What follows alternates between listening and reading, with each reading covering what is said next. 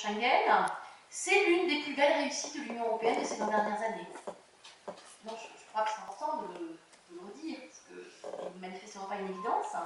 Je crois que c'est une réussite que tout un chacun peut éprouver effectivement à la frontière.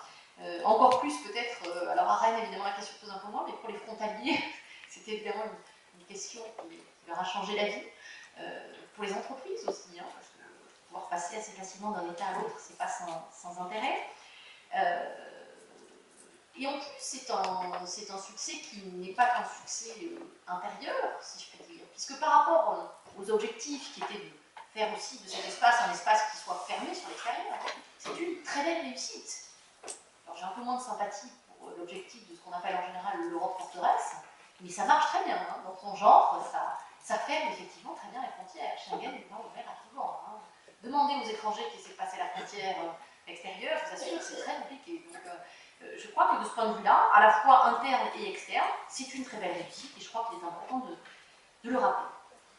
Alors, j'en reviens à mon sujet, je vais resserrer sur le sujet, j'espère que vous n'êtes pas trop impatient, pardon, je traîne. Je vous disais que Schengen entretient une relation particulièrement complexe avec la notion de frontière. Alors tout d'abord en raison de son objet même, hein, puisque je viens de vous le dire, Schengen organise la disparition des frontières intérieures et la mise en commun des frontières extérieures. Par hypothèse, évidemment, c'est compliqué puisque le but de Schengen, c'est de priver les États d'un élément fondamental de leur souveraineté territoriale. Et qui on laisse rentrer chez soi. C'est ça que l'État perd dans Schengen. Évidemment, c'est politiquement extrêmement compliqué et difficile pour un État qui a déjà perdu sa monnaie, qui perd en partie ses relations extérieures. Donc ça s'ajoute à d'autres pertes de souveraineté, bien sûr, mais effectivement, ça n'est pas facile de ne plus décider de qui on laisse rentrer sur son territoire. Et puis, ça contribue aussi, de ce point de vue-là, à décloisonner encore un peu plus l'Union européenne, hein, c'est-à-dire effectivement à aller vers un renforcement de l'Union comme espace politique intégré au détriment des États. Donc, pour toutes ces raisons-là, il est assez logique que les États ne soient pas complètement enthousiastes à l'idée du fonctionnement de Schengen. D'une certaine manière, on peut même se demander qu'est-ce qui leur a pris en 1985. Hein. C'est presque contre soi-même, enfin d'une certaine manière. L'État, c'est auto limité, si je puis dire. Alors, la relation Schengen-frontière est également difficile en raison de la définition d'une très grande complexité. Oh là là, je vais pas y aller, d'une très grande complexité, pardon, de ce qu'on appelle l'espace Schengen. Déjà, l'idée même qu'on ait un espace Schengen doit nous mettre la puce à l'oreille. Non, parce que si c'est dans l'Union européenne, on ne devrait pas avoir d'espace Schengen. On va avoir le territoire de l'Union européenne. Or non, on n'a pas le territoire de l'Union européenne. On a l'espace Schengen. Rien que ça, ça suffit à démontrer qu'on a déjà un problème d'entrée de jeu. On a une politique de l'Union européenne dont le champ d'application territorial n'est pas l'Union européenne. Et en plus, effectivement, comme on vous l'a rappelé tout à l'heure, non seulement c'est pas l'Union européenne, mais c'est à la fois moins, ça c'est classique, et plus. Alors là, ça devient beaucoup plus compliqué. À la fois moins, c'est plus, c'est très compliqué à organiser. Effectivement, Schengen a probablement la géographie la plus compliquée de toutes les politiques européennes. On retrouve de manière presque... Pourquoi cette géographie très compliquée? Parce qu'on retrouve, je pense, au niveau de Schengen, presque de manière paroxystique, les difficultés usuelles de la construction communautaire liées à l'adhésion-répulsion de la construction communautaire. On veut aller dans la construction communautaire parce que c'est plus efficace pour régler un certain nombre de problèmes, et en même temps, on ne veut pas y aller parce qu'on ne veut pas exercer sa souveraineté. Et ça, c'est cette espèce de dialectique permanente des États avec l'Union. On le retrouve dans Schengen à la puissance 10. Donc c'est vrai que ça explique que tout soit très compliqué dans Schengen. Alors au niveau de cette quadrature du cercle, hein, je veux y être mais je ne veux pas y être, donne au niveau de l'espace Schengen pas mal de positionnements intermédiaires. J'y suis mais j'y suis pas. Qui explique effectivement qu'on est comme ça une espèce de gradation entre les États participant plus ou moins à Schengen. Une espèce de... Alors, Claude Bouman avait il y a quelques années écrit un article sur l'échelle de communautarisation. Je crois qu'on pourrait faire une échelle de Schengenisation, suivant effectivement le fait que les États sont plus ou moins à l'intérieur de l'espace Schengen. Bref, alors que la réponse devrait aller de soi, l'espace Schengen c'est l'Union européenne, eh bien, finalement réfléchie. Eh bien, pas du tout.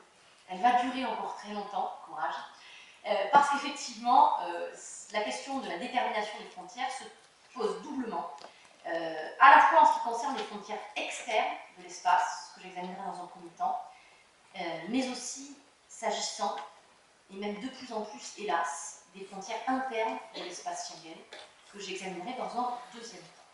Alors, premier temps, les frontières extérieures de l'espace Schengen. Alors, au regard de l'objet de Schengen, les frontières extérieures ont évidemment une fonction fondamentale, puisque c'est ça qui sépare l'Empire des barbares, hein, c'est ce qui sépare notre dedans à nous du dehors. Sauf que justement, dans l'Empire romain, il n'y avait pas de séparation très brutale entre l'Empire et l'extérieur, et au contraire, toute une zone tampon entre les deux. Ben voilà, Schengen, c'est pareil. Donc effectivement, les frontières extérieures de l'espace Schengen sont fondamentales, puisque tout le dispositif vise à communautariser, à harmoniser la dimension contrôle des frontières extérieures. Alors vraiment, de manière très détaillée, hein, le code frontière Schengen, par exemple, qui vous dit à quelle heure vous pouvez ouvrir les bureaux de passage, comment doit être votre petit drapeau européen pour faire les fils UE, citizen, non-UE citizen, enfin vraiment de manière très détaillée, organise les contrôles aux frontières, la surveillance des frontières extérieures, avec tout un tas de systèmes très compliqués, technologiquement très compliqués, le système d'information Schengen, ou bien le système Visa, enfin tout ça, il y a tout un tas d'instruments, mais qui évidemment ne fonctionnent et donc d'intérêt que parce que vous savez où sont vos frontières extérieures. Donc, il est évidemment vital de déterminer ce que sont vos frontières extérieures. Frontières qui sont évidemment des frontières terrestres, avec le reste du monde. Parfois, elles sont très très grandes. On pense par exemple à la frontière de la Pologne, hein, qui est évidemment un gros morceau. Parfois, elles sont plus petites, mais encore plus problématiques. Je pense à Ceuta, par exemple. On n'a pas grand-chose comme frontière terrestre, mais elle est hautement problématique. Vous avez évidemment des frontières maritimes. Alors, là, c'est injuste, hein, mais le climat étant ce qu'il est, et l'immigration provenant d'où elle vient, évidemment, l'Italie et la Grèce, c'est beaucoup plus compliqué que la Norvège, hein, au niveau de la surveillance des frontières maritimes. Donc, bon, voilà, il y a effectivement une inégalité assez forte. Et puis, vous avez, on oublie trop souvent, mais désormais, quantitativement parlant, les principales frontières extérieures des États, par exemple, la principale frontière extérieure de la France, c'est Roissy. Hein, ce sont les aéroports, bien sûr, qui constituent le gros morceau des frontières extérieures. Alors, je vous l'ai dit, ces frontières extérieures, c'est pas celle de l'Union européenne. C'est pas celle de l'Union européenne, puisque deux États ne sont pas dedans, le Royaume-Uni et l'Irlande, mais ils sont quand même un peu associés. Alors, ils ne sont pas dedans, mais ils ne sont pas dehors non plus. Et puis, on a en revanche des États qui ne sont pas dans l'Union européenne, mais qui sont dedans, dans l'espace Schengen, la Norvège, l'Islande, la Suisse et le Liechtenstein, donc 4 États non membres de l'Union européenne, mais membres de Schengen, qui refusent d'entrer dans l'Union européenne, parce qu'il y a des politiques qui les dérangent, mais qui veulent bien participer à certaines politiques, et Schengen, ma foi, ça rentre dans les politiques auxquelles ils veulent bien participer. Donc, on a un problème avec les frontières extérieures parce qu'elles ne jouent pas vraiment leur rôle de définition d'un dedans et d'un dehors. On a un dedans, un dehors, et puis on a un dedans-dehors. Alors, effectivement, c'est surtout vrai cette histoire de dedans-dehors pour la première catégorie d'États, c'est-à-dire les États membres de l'Union européenne, mais non membres de Schengen. Donc, il y en a deux, hein, je vous l'ai dit. La Grande-Bretagne et l'Irlande. Alors, au départ, vous vous souvenez, en 1985, il y a 5 États. 19 juin 1990, au moment de la Convention d'application de l'accord de Schengen, qui marque en réalité le vrai dénouement. Il n'y en a que 5, il n'y en a que 5 États signataires, mais en réalité, très très rapidement, les 5 vont s'élargir à presque tout le reste de l'Europe communautaire d'époque. Hein, dès 90, vont rentrer l'Italie, l'année suivante, je crois que c'est l'Espagne et le Portugal dès 91, la Grèce en 92, l'Autriche dès qu'elle rentre dans l'Union européenne en 95, le Danemark qui a un peu traîné mais qui rentre en 96. Donc, quand même, tout se passe dans un espace de temps assez réduit. Et puis l'espace Schengen s'est évidemment mécaniquement élargi avec l'élargissement de l'Union européenne à l'Est. Oui, parce que ça c'est le paradoxe. L'acquis Schengen fait partie de l'acquis communautaire que les États de l'Est de l'Europe ont l'obligation de reprendre. Donc eux, ils n'ont pas le choix. Grande-Bretagne et l'Irlande peuvent ne pas participer, mais en revanche, la Pologne, la Hongrie, la Tchécoslovaquie, les 10 qui sont entrés en 2004-2007, eux n'ont pas eu le choix, donc ils sont devenus immédiatement, dès l'entrée en vigueur des traités d'adhésion, ils sont immédiatement devenus membres de l'espace Schengen. On va voir, ça ne veut pas dire que les frontières intérieures disparaissent avec eux, mais c'est un autre problème. Ils sont membres par la frontière de Schengen. Donc, il n'y en a vraiment que deux qui ne sont pas rentrés, hein, c'est la Grande-Bretagne et l'Irlande. Alors eux, ils n'ont jamais adhéré à la Convention telle qu'elle était dans son cadre intergouvernemental, parce qu'ils refusent le principe même de la disparition des contrôles aux frontières. Donc, voilà, ça s'arrête là, parce qu'il n'y a rien à négocier entre guillemets, ils refusent le principe même de Schengen. Il paraît qu'on ne peut pas comprendre, c'est parce que c'est une donc acte. Alors en revanche, le Danemark a eu une position un peu particulière, parce que le Danemark est rentré sans problème dans les accords en 1996. En revanche, le Danemark, lui, est pour Schengen, mais contre l'intégration dans l'Union européenne de Schengen. Ce qui fait que le Danemark est membre de Schengen, mais pour lui, Schengen, c'est du droit international. Concrètement, notez que c'est la seule affirmation explicite dans les traités que le droit communautaire n'est pas du droit international. C'est le protocole sur la position du Danemark. Je crois qu'il n'y a aucun autre exemple d'un traité qui permet d'indiquer que, à contrario, le droit de l'Union européenne, c'est autre chose que du droit international. Donc pour le Danemark, il y a une position plus particulière. Concrètement, ça veut dire quoi? Ça veut dire qu'il faut qu'ils ratifient les actes de droit dérivé. Pour eux, c'est comme un traité international. Donc à chaque fois, déjà à chaque fois, il faut qu'ils disent s'ils sont d'accord pour être dedans ou si sur la cause ils ne veulent pas. Et il faut, le cas échéant, qu'ils ratifient suivant des procédures classiques pour une convention internationale. Donc, un tout petit peu lourd comme système. L'un des intérêts de l'Union, c'est de nous permettre de passer long. Donc, les seuls à être vraiment dehors, c'est le Royaume-Uni et l'Irlande. Alors, dehors, non. En fait, c'est pas vrai. C'est pas vrai parce qu'ils ne veulent pas le principe d'ouverture des frontières, ils ne veulent pas supprimer les contrôles aux frontières. Par contre, ils trouvent que les aspects répressifs de Schengen, c'est pas mal. Hein. Ce petit fichier là où on met tous les étrangers indésirables, ils trouvent ça assez sympa en fait. Donc, c'est ballot. Ils voudraient bien, alors, du coup, quand ils ont négocié, parce que évidemment, le fait qu'ils ne fassent pas partie de Schengen au moment où c'était hors Union européenne, c'était pas compliqué. Ils n'étaient juste pas signataires d'une convention internationale. Évidemment, quand on a fait rentrer Schengen dans l'Union européenne, c'est devenu un tout petit peu plus compliqué. Donc, on a aménagé des protocoles qui font que Schengen est en fait une coopération renforcée, prédéterminée. Hein, c'est une coopération renforcée par détermination du traité, comme l'euro par exemple. Hein. Donc voilà, il y a des États qui ne participent pas. Donc, dans leur petit protocole sur la position particulière du Royaume-Uni et de l'Irlande, ils ont négocié que quand même, vous pouvez participer à certains actes. Alors du coup, ça faisait un petit côté supermarché. Vous voyez, la Grande-Bretagne passait avec son petit caddie dans les rayons de Schengen. Ah, ça je prends, c'est pas mal. Ah non, ça j'aime pas, je prends pas. Celui-là, oui. Ah oui, là, non, non. Donc on avait une espèce de dentelle de Calais. De Schengen, c'est-à-dire que la Grande-Bretagne prenait une partie, mais pas tout, dans un espèce de truc complètement incohérent qui ne ressemblait à rien, il faut le dire. Alors, outre que c'est pas très sympathique sur le fond, vous avez un minimum de solidarité, ça devenait problématique en termes de cohérence de l'ensemble. Du coup, effectivement, la Cour de justice a quand même mis un petit frein à tout ça dans deux arrêts de 2007, hein, 18 décembre 2007, commission contre, Royaume-Uni contre le Conseil, puisque le Conseil a refusé que le Royaume-Uni participe à certains actes Schengen, le Royaume-Uni a attaqué, la Cour de justice a donné raison au Conseil, en disant non, si vous prenez des gros blocs, vous ne prenez pas juste des petits bouts de mesure. Donc en gros, oui, vous pouvez faire un peu dedans, un peu dehors, mais enfin, essayez quand même de faire en sorte que vous ayez un minimum de cohérence dans l'espace, c'est-à-dire que vous reprenez tout un circuit Schengen et pas juste un acte d'application d'une disposition de la Convention que vous n'avez pas adoptée. Hein, donc, essayez de reprendre tout un bloc à chaque fois.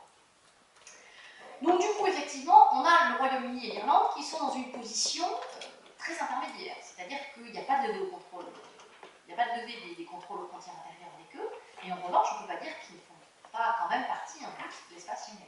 Hein, ils en ont repris pas mal d'aspects.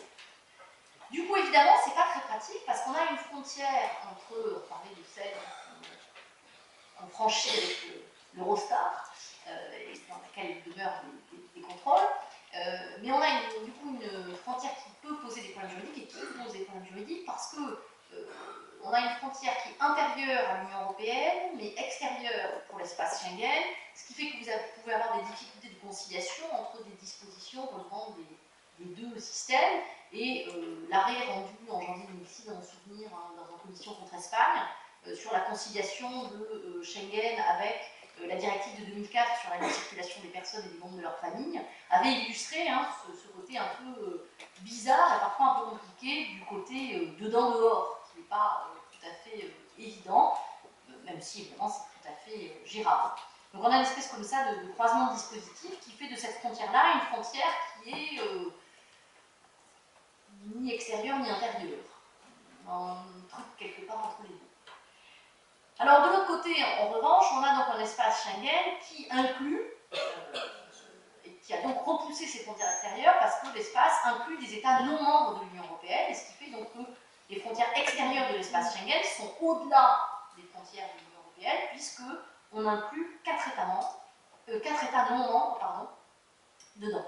Alors, l'origine historique de cet enchaînement, qui fait qu'on a récupéré dans Schengen des États non membres, c'est en fait l'Union nordique des passeports, qui existait depuis les années 50 entre les pays du nord de l'Europe, qui fait qu'ils avaient déjà une forme de libre circulation entre eux, et donc quand les pays du nord de l'Europe, il a été question de les faire entrer dans l'Union européenne, dans Schengen, pardon, lapsus au combien révélateur, eh bien, ces pays-là ont dit, bah non, on ne va pas régresser par rapport à ce qu'on avait déjà avec nos camarades du Nord. Donc on veut bien rentrer, mais ils rentrent avec nous.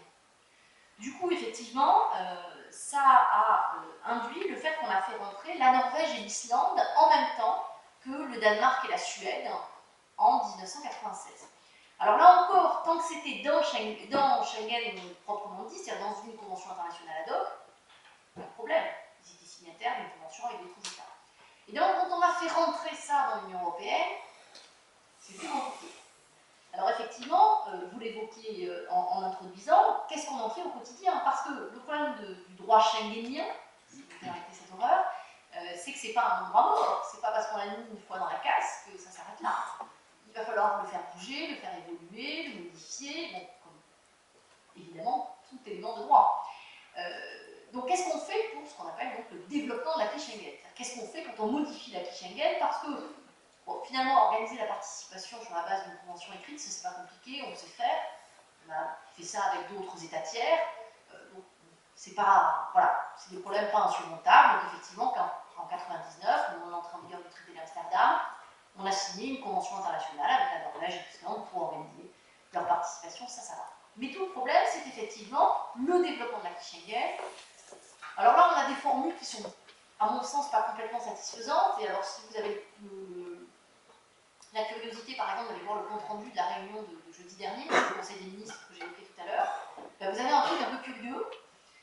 Donc, vous avez d'abord le compte-rendu de la réunion du Conseil. Alors, on vous dit donc que les ministres sont concertés sur la gouvernance de l'espace Schengen, qui ont adopté un certain nombre de conclusions. Voilà, ils ont relevé 2-3 autres dossiers en attente. Hein.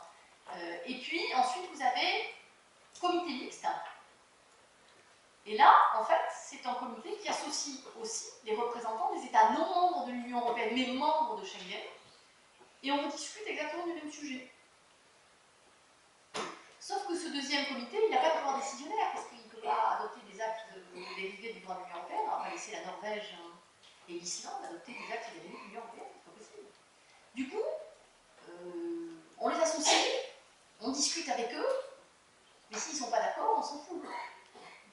Parce qu'ils ne participent pas à la décision. Donc qu'est-ce qu'on fait s'ils ne sont pas d'accord? Ben, s'ils ne sont pas d'accord, ils ne vont pas ratifier, parce que pour eux c'est du droit international. Donc tous ces actes de droit dérivé, ça va être de nouveau des conventions internationales qu'ils vont devoir ratifier, donc éventuellement ils ne vont pas ratifier. Vous allez dire, ça va être embêtant s'ils arrêtent de ratifier. Ben oui, ça va être embêtant s'ils arrêtent de ratifier. Il y a une clause qui permet de dénoncer l'accord de manière très classique en droit international, sauf que c'est pas satisfaisant, parce que s'ils ne sont pas d'accord sur un texte, on fait quoi? enfin, dénoncer tout le système Schengen au motif qu'ils ne sont pas d'accord avec une modification d'État sur l'article 95, paragraphe 3 de la CAS. Ça n'a pas grand sens. Donc on n'a pas vraiment de système avec eux. Donc pour l'instant ils sont d'accord et ça tombe bien. Parce que le jour où ils ne le seront pas, je ne sais pas comment on va faire. Je crois que personne n'a de solution encore. Donc si jamais ça doit être activé, on ne sait pas ce qu'on ferait. Voilà. Donc effectivement, on a un système un peu compliqué avec eux. Et là encore, on a une frontière qui est une frontière intérieure. Mais en même temps, c'est une frontière intérieure pour l'espace Schengen, mais c'est une frontière intérieure qui est plus fragile parce que c'est une frontière extérieure qui est soumise à de périodiques actes de ratification. Et Dieu sait si on sait que la ratification, ce n'est pas toujours des processus efficaces. Donc, qui est toujours un peu sous l'épée de Damoclès d'une éventuelle dénonciation le jour où on n'arrivera pas à trouver un accord avec ces États qui ne sont pas membres et qui ne peuvent pas participer aux décisions. Donc, on a là encore une frontière. C'est l'inverse. L'autre, elle est extérieure, mais elle est un peu intérieure. Celle-là, elle est intérieure, mais elle est un peu extérieure, parce qu'elle est plus fragile que celle qu'on a entre États membres de l'Union européenne. Bref, des vraies frontières extérieures, celles que les États membres de l'UE, membres de Schengen, ont avec le reste du monde. Et puis des vraies fausses frontières extérieures, celles que ont les États membres de l'Union européenne non membres de Schengen et les États membres de Schengen non membres de l'Union européenne qui dessinent donc une mosaïque un peu compliquée. Vous voyez, les frontières extérieures, c'est pas très simple. Mais finalement, j'aurais pas cru dire ça, les frontières intérieures, c'est pire. Donc j'en viens deuxième temps aux frontières intérieures de l'espace Schengen. Qui l'eût cru? Qui l'eût cru? Au moment où j'ai réfléchi à la demande de Mme Flesch-Mouzin sur le sujet, j'ai mis cette deuxième partie, mais presque par acquis de conscience, parce que fondamentalement, elle aurait dû durer 2 secondes. J'aurais dû vous dire, les frontières internes ou intérieures ont disparu. Voilà. Et puis ça aurait pu être fini, mais non. En fait, non, puisque, évidemment, la raison d'être du système Schengen, c'était ça, c'était faire disparaître les frontières intérieures, mais ça devrait être un non-sujet absolu. D'ailleurs, si vous prenez le droit dérivé, consacré aux frontières intérieures, si vous prenez, tout cela a été consolidé en 2006, enfin, les règles de franchissement de frontières, dans ce qu'on appelle le Code frontière Schengen, qui est un gros règlement qui permet de codifier en apportant quelques modifications. Donc si vous prenez le Code frontière Schengen, le chapitre consacré aux frontières intérieures, il est très court.